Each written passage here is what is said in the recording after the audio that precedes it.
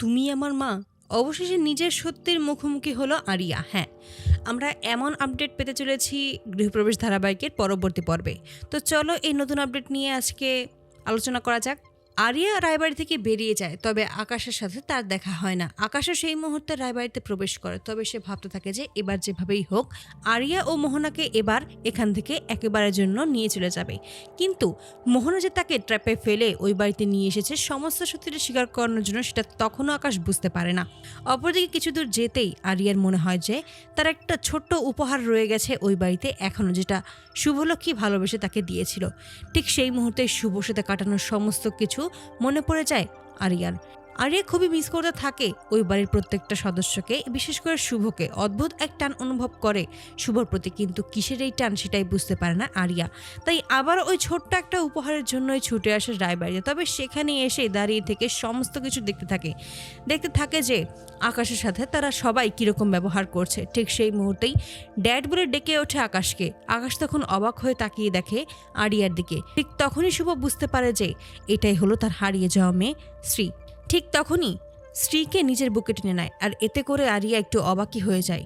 Area বুঝতে পারে না হঠাৎ করে শুভ এরকমটা কেন বলছে, কেনই বা বলছে তার মেয়ে শ্রী। ঠিক তখনই আরিয়া বলে, আপনার কোথাও ভুল হচ্ছে, আমি কোনো স্ত্রী নই, আমি সত্যিই আরিয়া।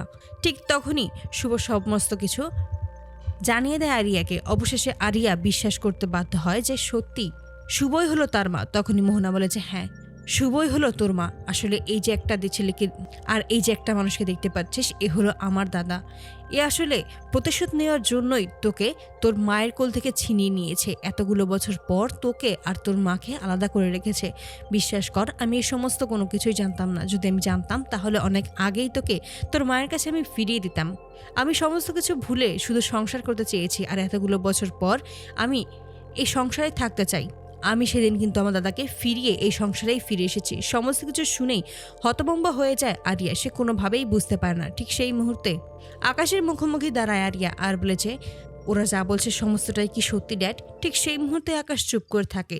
আরিয়া তখন বারবার করে বলতে থাকে, তুমি চুপ করে থাকবে না ড্যাড, তুমি সত্যি করে বলো যে এরা যা বলছে, এবারের প্রত্যেকটা মানুষ যা বলছে সমস্তটাই সত্যি। আমি কি সেই স্ত্রী? আমি কি হারিয়ে যাওয়া সেই মেয়ে? তুমি কি আমাকে সে ছোটবেলায় আমার মায়ের কাছ থেকে ছিনিয়ে নিয়েছিলে? এই সমস্ত কথা শুনেই চুপ হয়ে যায়। ঠিক তখনই মোহনা চিৎকার করে বলে ওঠে, কেন বলছো না দাদা তুমি? সমস্ত সত্যিটা আজকে বলো। এত বড় পাপ তুমি কখনোই করো না। ঠিক সেই মুহূর্তে সমস্ত সত্যিটাই জানতে পারে আরিয়া, এবং আকাশের প্রতি ঘেন্নায় মুখ ঘুরিয়ে নেয় এবং শুভকে সে জড়িয়ে ধরে বলে যে তার মানে তুমি আমার মা। এই বলেই শুভকে জড়িয়ে ধরে আরিয়া। তা তোমাদের কি মনে হয় বন্ধুরা, এবার কি এমনটাই হতে চলেছে? অবশ্যই কিন্তু তোমাদের মতামত কমেন্টে জানতে ভুলো না। তোমরা যদি এটাই চাও শেষ অবধি যেন নিজের মা বাবাকে ফিরে পায় আরিয়া, অবশ্যই কিন্তু জানাতে ভুলবে না তোমাদের মতামতগুলো।